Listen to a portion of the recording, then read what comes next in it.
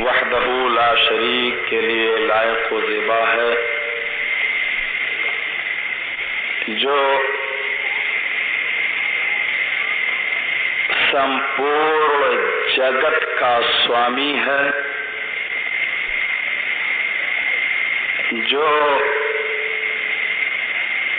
ساری کائنات کا پالنے والا ہے،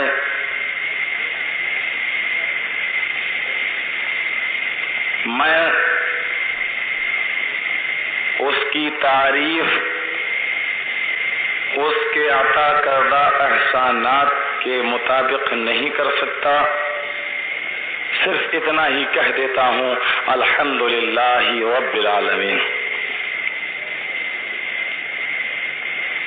بعدہ میں دعا کرتا ہوں کہ اے اللہ، تو آسمان کے ستاروں سے زیادہ روئے زمین پر جتنے درخت ہیں ان درختوں کے پتوں سے بھی زیادہ، روئے زمین پر جتنا سمندر کا پانی ہے اس پانی کے قطرات سے بھی زیادہ، اور وہ زمین پر جتنے بھی بالو اور ریت ہے ان کے ذرات سے بھی زیادہ درود و سلام کے بے شمار پھول نچھاور فرما احمد مصطفیٰ سرور کائنات محسن انسانیت مکہ اور مدینہ کی گلیوں کے سردار رحمت للعالمین جناب محمد رسول اللہ صلی اللہ علیہ وسلم پر، کہ جو امام الانبیاء تھے، جو ساری انبیاء کے امام تھے اور ساری دنیا کے لوگوں کے یعنی کائنات کے تمام چیزوں کے وہ امام تھے، یعنی امام کائنات تھے۔ ہم دعا کرتے ہیں کہ بار الہ تو ان پر ہمیشہ درود و سلام کے بے شمار پھول نچھاور فرما۔ اللہم صلی علی محمد وعلی آل محمد کما صلیت علی ابراہیم وعلی آل ابراہیم انک حمید مجید۔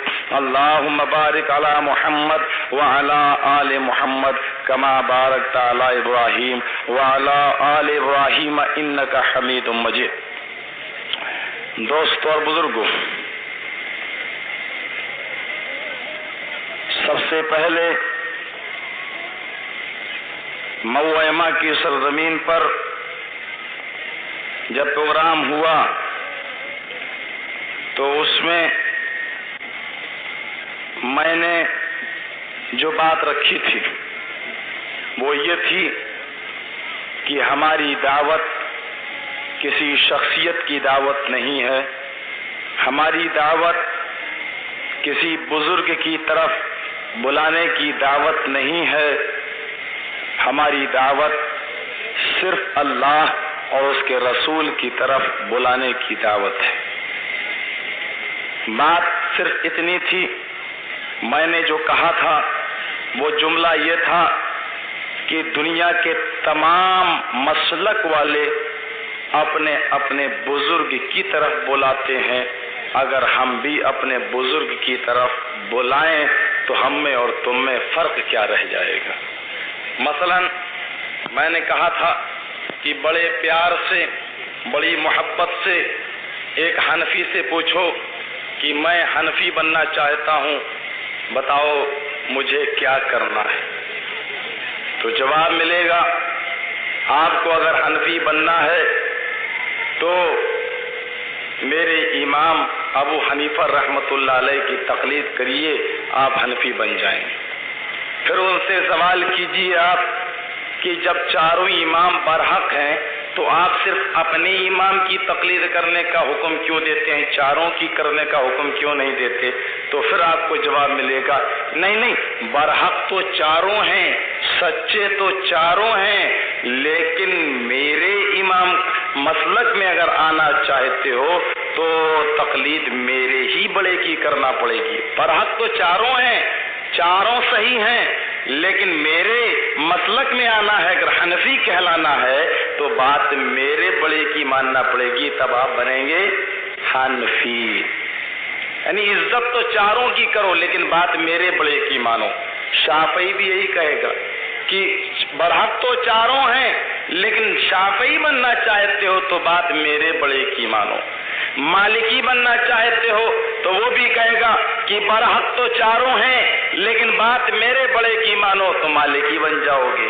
حنبلی سے کہو وہ کہے گا برحق تو چاروں ہیں، عزت تو ہم چاروں کی کرتے ہیں لیکن اگر حنبلی کہلانا چاہتے ہو تو پھر بات میرے بڑے کی مانو تو تم حنبلی بن جاؤ گے۔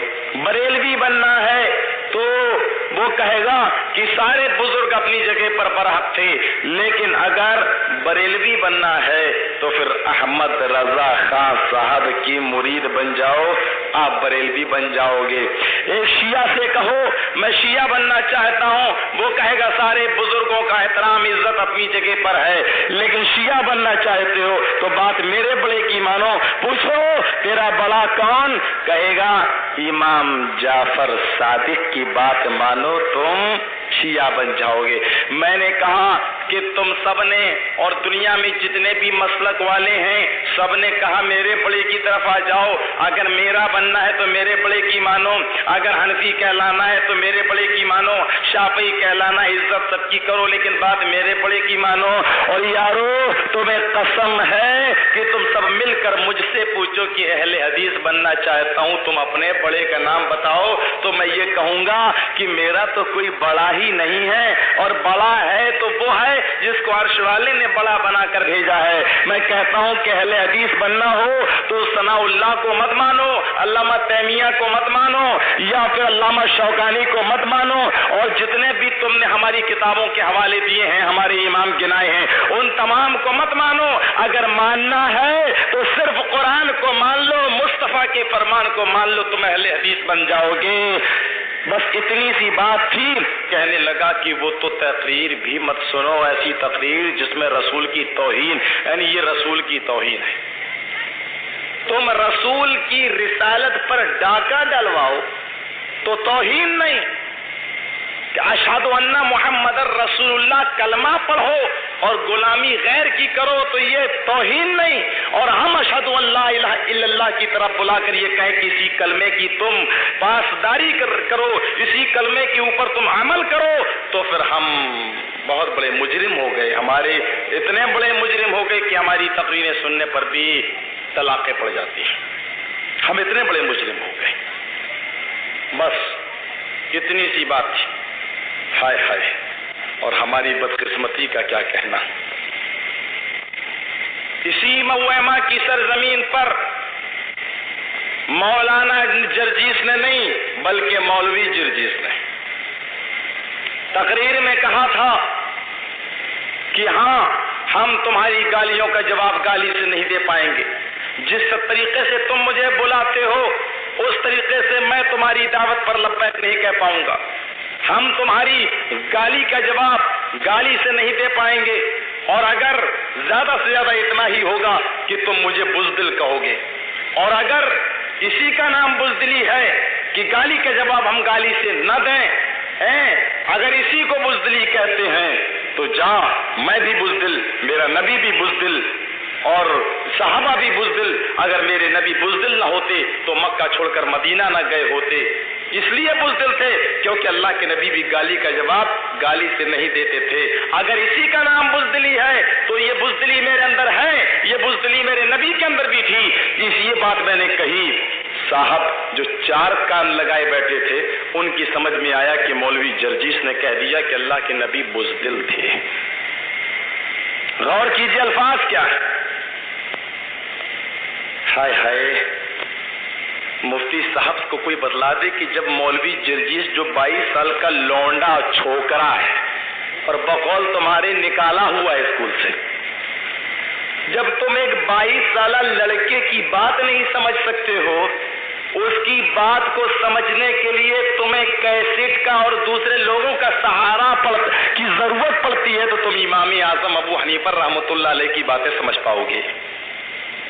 یارو جب 22 سال کے لڑکے کی تم بات نہیں سمجھ پاتے ہو اس کی بات تو تمہارے ذہن میں نہیں اترتی اور نہیں بیٹھتی ہے، اس کی بات نہیں سمجھ پاتے ہو، تم امام اعظم ابو حنیفہ رحمۃ اللہ علیہ کی فقہ سمجھو گے، ان کی ہدایہ سمجھو گے، ان کی لکھی ہوئی کتاب الآثار، وہ بھی لکھی ہوئی نہیں بلکہ منسوب ہے۔ صاحب بولے کہ سب سے پہلے امام ابو حنیفہ رحمۃ اللہ علیہ نے حدیث کی پہلی کتاب لکھی کتاب الآثار۔ میں پوچھتا ہوں کہ جب سب سے پہلے کتاب الآثار لکھی تو تمہارے یہاں سب سے بڑی مقدس اور معتبر کتاب ہدایہ کیوں مانی جاتی ہے، کتاب الآثار کو کیوں نہیں مانا جاتا ہے؟ پوچھو تو کوئی ان سے سوال تو کرے۔ میرے دوست اور بزرگوں ذرا غور کیجئے، 22 سالہ لڑکے کی بات کو سمجھنے میں دشواری پیش آئی ہے تو تم اپنے امام اعظم ابو حنیفہ رحمۃ اللہ علیہ کی بات کیسے سمجھو گی؟ مسئلہ یاد رکھنا، مسئلہ یاد رکھنا۔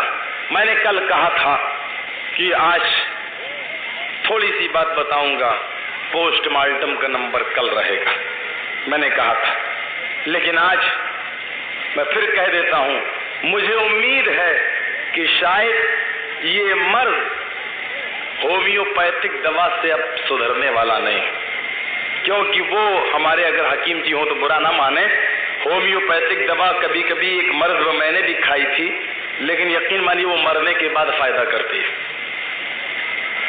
میں سمجھا تو کل میں نے ہومیوپیتھک دوا سے علاج کیا تھا، لیکن میں جانتا ہوں کہ یہ ہومیوپیتھک دوا سے یہ مرض دور نہیں ہوگا۔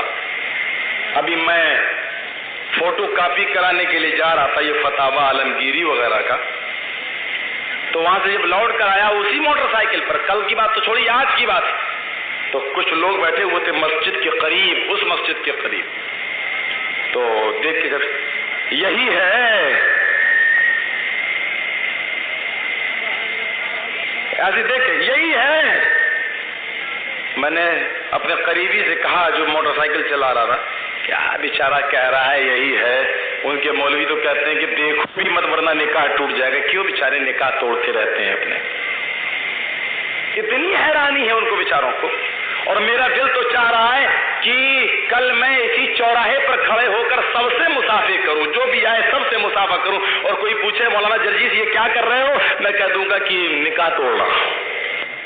جب آدمی مر جائے اور جب اس کا علاج ہی نہ ہو اور مر جائے تو مر جانے کے بعد ڈاکٹرز کہتے ہیں کہ مر جانے کے بعد سے 6 گھنٹے کے بعد، یعنی جب آدمی مر جائے تو مرنے کے بعد 6 گھنٹے تک اس کے اعضاء آنکھ وغیرہ یا پوسٹ مارٹم دل کا یا کوئی چیز اگر نکال لی جائے تو نکال کر اگر کسی دوسرے آدمی کے جسم میں لگا دی جائے تو وہ حرکت کرنے لگتی ہے۔ مثلا مردے کی آنکھ اگر مرنے کے 6 گھنٹے سے پہلے نکال لیا جائے تو اور کسی اندھے کو لگا دیا جائے تو روشنی آ سکتی ہے۔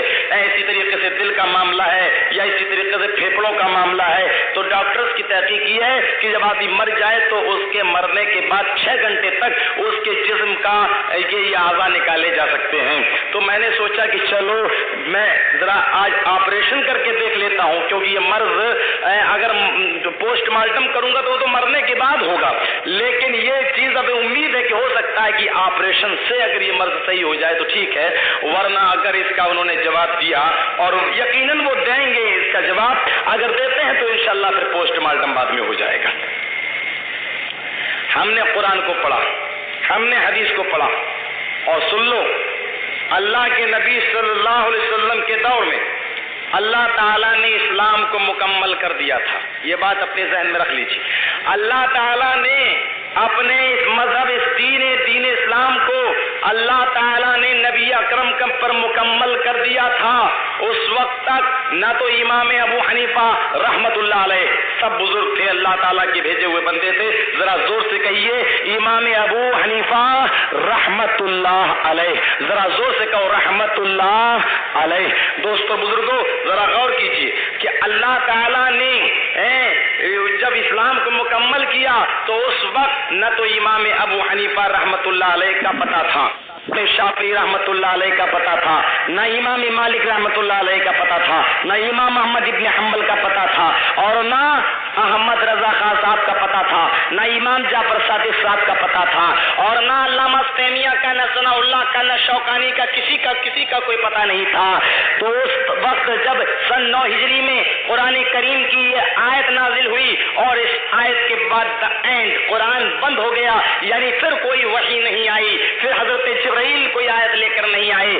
قرآن کریم کی اس آیت کو جو آخر میں نازل ہوئی ہے اور اس کے بعد کوئی آیت نازل نہیں ہوئی ہے، اس میں اللہ تعالیٰ نے فرمایا الیوم اکملت لکم دینکم واتممت علیکم نعمتی ورضیت لکم الاسلام دینا، الیوم اکملت لکم دینکم واتممت علیکم نعمتی ورضیت لکم الاسلام دینا، کہ اے نبی الیوم اکملت لکم دینکم، میں نے آج تمہارے اوپر تمہارے دین اسلام کو مکمل کر دیا۔ الیوم اکملت لکم دینکم، اے نبی میں نے آج تمہارے اوپر تمہارے دین اسلام کو مکمل کر دیا۔ واتممت علیکم نعمتی، اور میں نے اپنی تمام نعمتیں تمہارے اوپر اے نبی پوری کر دی۔ واتممت علیکم نعمتی، اور میں نے اپنی تمام نعمتوں کا اتمام کر دیا۔ ورضیت لکم الاسلام دینا، اور وہ میرے حبیب آج میں نے اسلام کو میں نے پسند کر لیا ہے۔ ورضیت لکم الاسلام دینا، اور میں دین اسلام سے راضی ہو گیا ہوں۔ تو الیوم اکملت لکم دینکم، آج میں نے دین اسلام کو مکمل کر دیا۔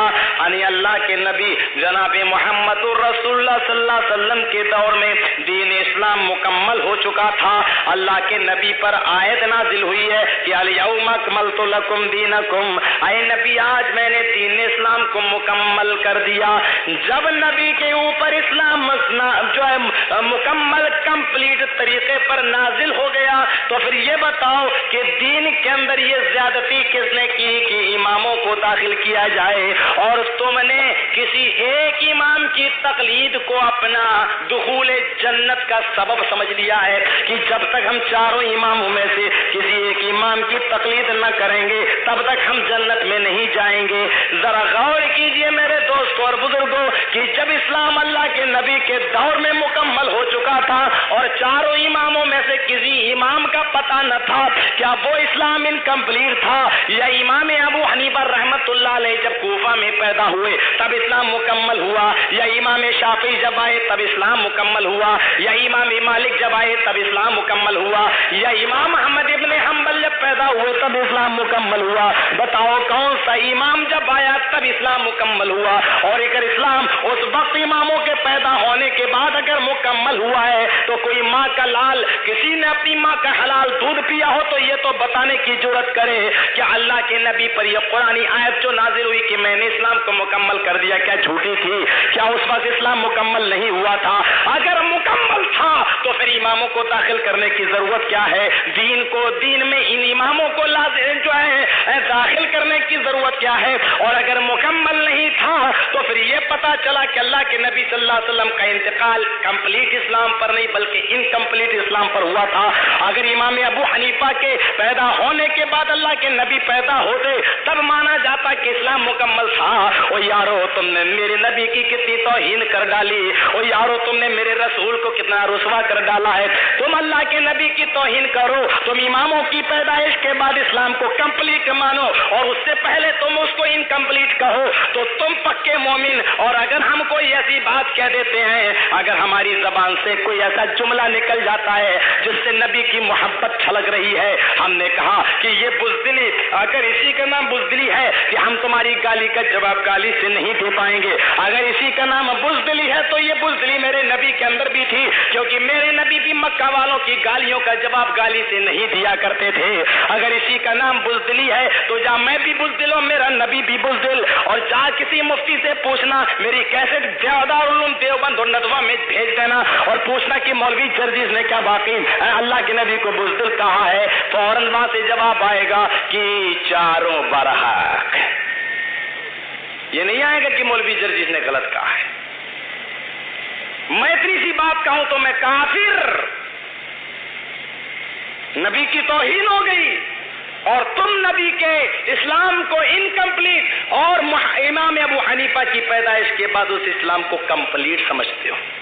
چلو یارو تقلید اگر فرض ہی صحیح تو تمہاری امام کس کی تقلید کرتے تھے؟ ارے وہ بھی تو مسلمان تھے.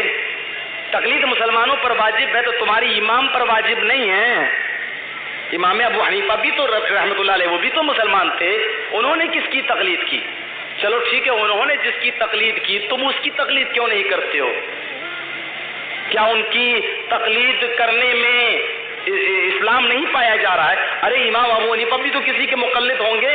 اگر مقلد نہیں تو پھر تو وہ اہل حدیث ہو گئے, غیر مقلد. دو ہی چیزیں ہیں. امام ابو حنیفہ رحمۃ اللہ علیہ کے بارے میں بتائیے کہ وہ مقلد تھے یا غیر مقلد؟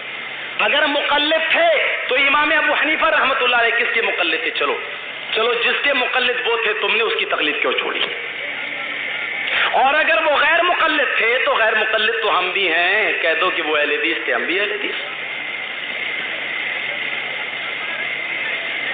یہی تو یہ 22 سالہ لونڈا جھگڑا کراتا ہے آ کر, یہی تو آ کے پھنساتا ہے. اسی لیے مؤناز بھنجن کی سرزمین پہ گئے, کہنے لگی امام حرم کو بلا لو لیکن اس جرجسوا کو مت بلواؤ. کا کیوں؟ کہا نہیں اس کو مت بلواؤ. اتنی موٹی فائل, یا اللہ. میں پولیس اسٹیشن پر گیا, CID والوں کی رپورٹ دیکھی, یا اللہ اتنی موٹی فائل.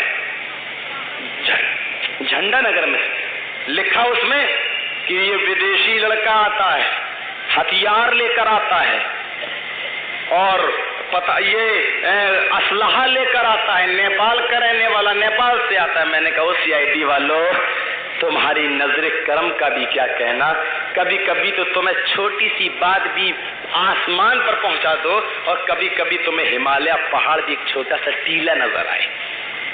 ہم نے کہا تم میری بات نوٹ کرو گے, جو CID والا یہ پتہ نہیں لگا پائے کہ میں اٹاوا کا رہنے والا یا جھنڈا نگر کا رہنے والا ہوں, وہ میرے حالات کو قلم بند کرے گا. ہاں بات آگے نکل گئی. الیوم اکملت لکم دینکم, کہ آج میں نے تمہارے اوپر تمہارے دین اسلام کو مکمل کر دیا. مکمل کس کو کہتے ہیں؟ یہ ایک گلاس فرض کر لو, suppose that this is a cup, this is a glass. یہ گلاس پانی, یہ گلاس کو پانی سے بھر لو, پورا بھر لو. اب اس کو کہیں گے مکمل. پورا گلاس پانی سے بھرا ہو تو وہ کہلاتا ہے مکمل. اگر اس پانی کے بھرے ہوئے گلاس میں کائنات کے رب کی قسم اگر ایک بوند بھی چلی گئی تو وہ مکمل نہیں ہے بلکہ نامکمل ہے. یعنی اتنا زیادہ اس گلاس کو بھر لو کہ اس میں ایک بوند بھی اور جانے کی گنجائش نہ ہو, تب وہ ہے مکمل. الیوم اکملت لکم دینکم, اے نبی میں نے تمہارے اوپر تمہارے دین اسلام کو مکمل کر دیا.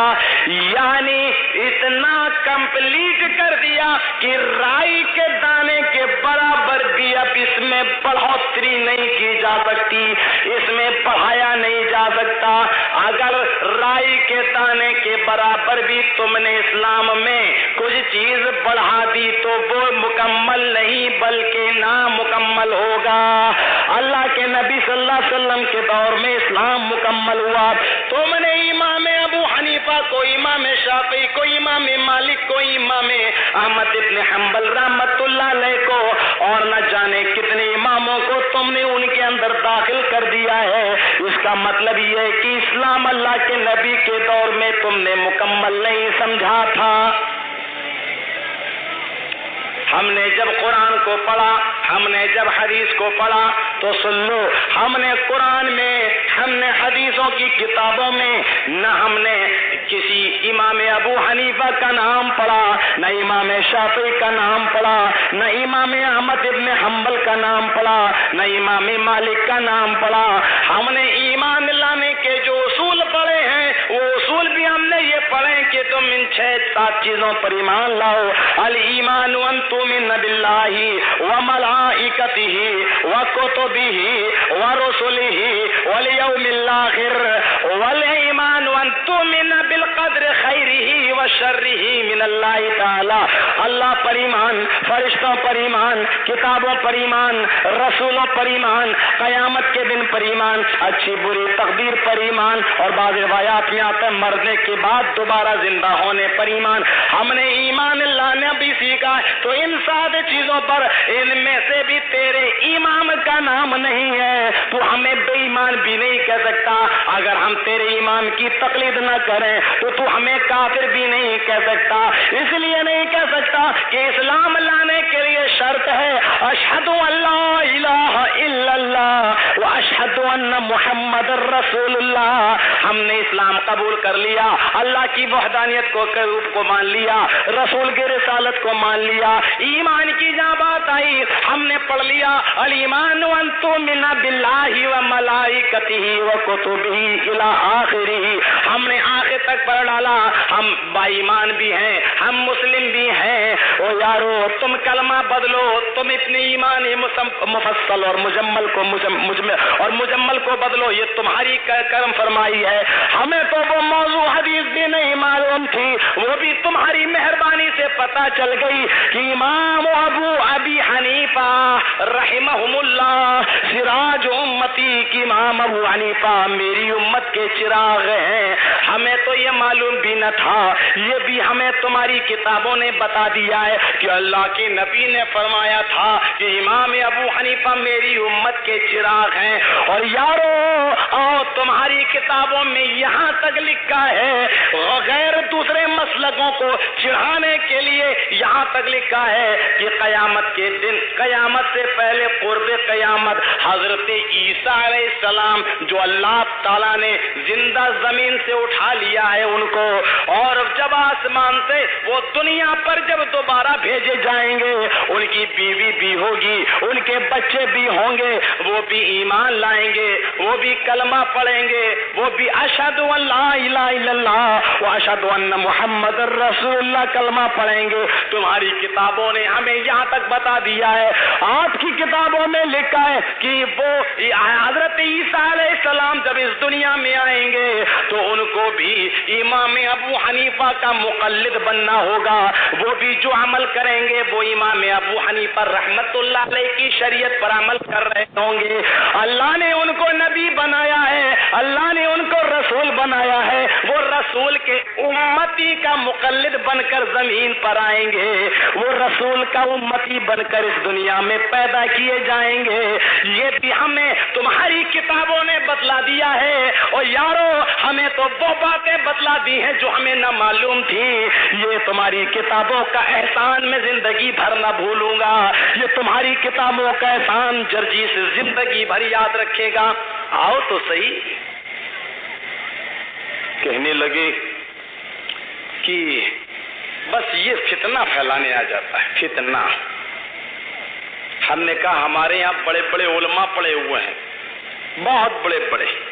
ये अल्लाह का शुक्र है कि अगर किसी को अल्लाह ताला ने जबान दे दी है और वो मुझसे बात कहते हैं, फूफा चचा बड़ा भाई बड़ी बहन, जब एक बात कहते हैं तब न लड़का मुक़ल्लिद बनता, कहता कि हाँ सही बात है। और हमने कहा कि हाँ हम मुक़ल्लिद हैं, हम बार बार किसी की तकलीफ नहीं करते हैं। जब एक बार इजमा हो गया और सारी दुनिया के मुसलमानों का इजमा हो गया, कुरान करीम एक ऐसी किताब थी कि जिसको हम डायरेक्ट नहीं समझ सकते थे, उसको समझाने के लिए अल्लाह ताला ने अपने आखिरी नबी जनाब मुहम्मदुर रसूलुल्लाह सल्लल्लाहु अलैहि वसल्लम को भेजा और फरमाया कि आए नबी तुझे मैं लक़द कान लकुम फी रसूलिल्लाहि उस्वतुन हसना, हमने तुझे नमूना बनाकर भेज दिया है। किसके लिए? सारी दुनिया के इंसानों के लिए हमने सिर्फ तुझे नमूना बनाया है, किसी और बुजुर्ग को नमूना नहीं बनाया है। आए नबी हमने तुझे सारी कायनात के लिए नमूना बनाकर भेजा है। वमा